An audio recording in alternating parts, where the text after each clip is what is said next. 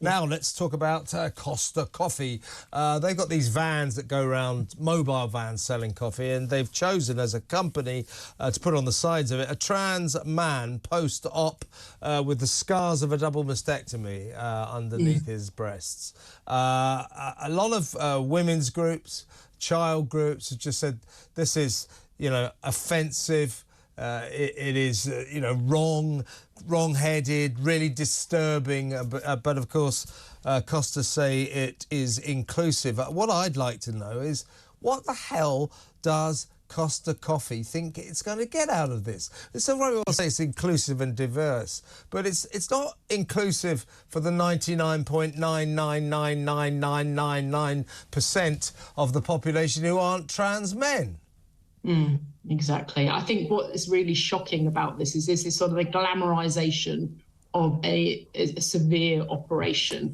And I think what women's groups are concerned about, but also LGB groups, is that this is really sort of making it seem like a cool, fun thing to do, just, have a double mastectomy, And what we're seeing is an absolute huge increase in teenage girls who are typically, suffering from anxiety or what have you, or a lot of them maybe, or typically would be lesbians who are really unhappy with their bodies, they're unhappy with their breasts, and then they're seeing this as a cool thing to do.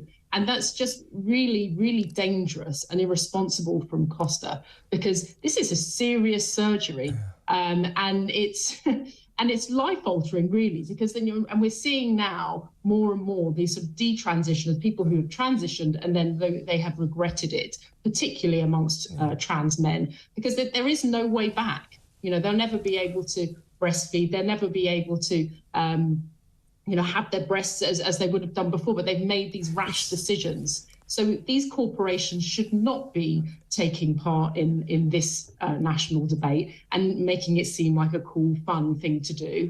This is serious surgery, and I think they should get rid of those bits of artwork wherever they appear. And probably they should apologise, because there is going to be a big boycott of. This is just, as you say, Rebecca. This is just trivialising serious surgery for many women who get breast cancer, and very serious surgery for dysmorphic people who feel they're in the wrong body. Doesn't matter who undergoes a double mastectomy, as has been described. It is a complex and difficult surgery, and should not be trivialised in a stupid advert like this. It's unbelievable.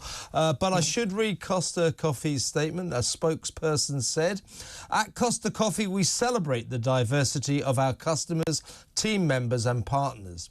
We want everyone that interacts with us to experience the inclusive environment that we create, to encourage people to feel welcome, free and unashamedly proud to be themselves. The mural in its entirety showcases and celebrates inclusivity."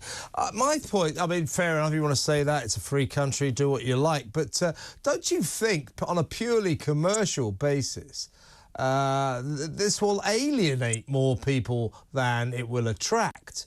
They'll lose business over this. It reminds me of Dylan Mulvaney, the trans woman who became the face of Bud Light beer over in America and nearly put the brand out of business. It went from being America's most successful beer, most sold beer, to a product that was on the breadline. It was literally about to fold, and it still may be in trouble because of this terrible virtue signalling, wrong-headed branding. Absolutely, and the same with Dylan Mulvaney. They're choosing extreme examples. It's all very well to want to be inclusive and make people feel welcome, but you are just selling coffee, you are just selling beer. But Dylan Mulvaney is essentially aping hyperfeminization. People are deeply uncomfortable with Dylan Mulvaney, the kind of stereotypes about what it means to be a woman that person is pushing. And then you've got Costa, who are, for their representation of transness is a double mastectomy. That's not actually a positive for anybody, and it's just actually going to alienate women. And as you say, and men too, it's going to be hugely damaging. It's these companies that it's all about them. It's all about the people who work there. They want to tell us, aren't we wonderful people? So inclusive and diverse.